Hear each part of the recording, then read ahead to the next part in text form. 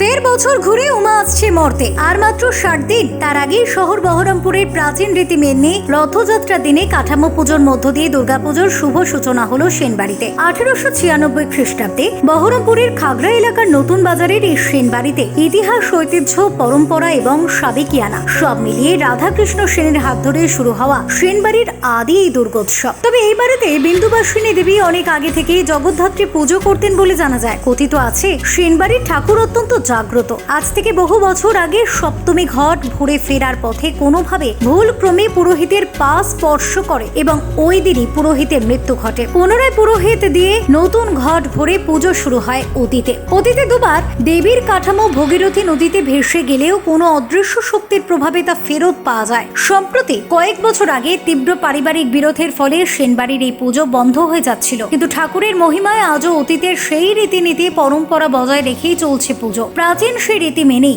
আজ রথযাত্রার দিনে কাঠামো পুজোর মধ্য দিয়ে শুরু হলো দেবী দুর্গা তৈরির সূচনা। আজ থেকে সেনবাড়ির পুজোর গন্ধে মাতোয়ারা সেনবাড়ির সদস্যরা।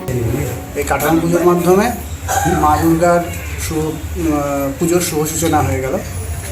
আমাদের এই কাঠামো, এই পুজো যবে শুরু হয়েছে অর্থাৎ 1896 সালে, সেই তবেকার কাঠামো, সেই একই শাল কাঠের কাঠামোতে পুজো হয়ে আসছে। তো আজকে পুজোটার উদ্দেশ্য হচ্ছে এই কাঠামোটাকে আজকে শুদ্ধিকরণ করা হলো পুজোর মাধ্যমে।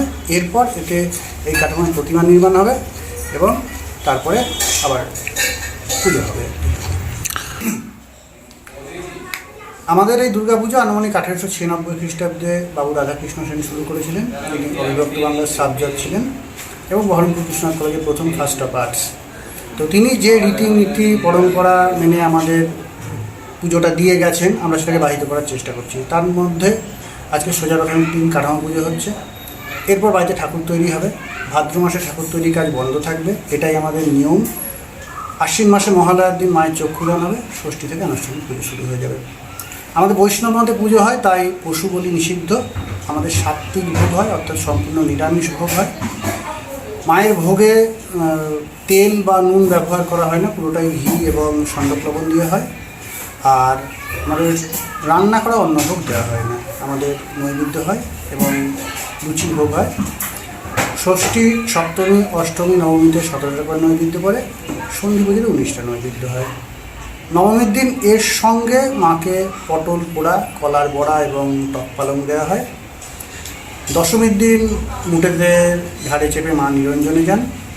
সন্ধি পুজোর সময় মাকে 108টা পদ্ম, 108টা বেলপাতা, 108 প্রদীপ দিয়ে প্রদীপ নিবেদন করা হয় এবং সেই 108টা প্রদীপ বারকোষে করে, মানে কাঠের যে বড় থালা, তাতে করে মাকে আরতি করা হয়। এই প্রথা আমাদের চলে আসছে, আমি ছোট থেকে দেখছি বা আমার বাবারাও তাই দেখে গেছেন, তো সেইভাবে হয়ে আসছে। তো এখানে পরিবর্তনের কোনো জায়গা নাই, এখানে রীতি পরম্পরা, এটাকে ধরে রাখাটাই আমাদের থিম বলতে পারেন, আমাদের উদ্দেশ্য।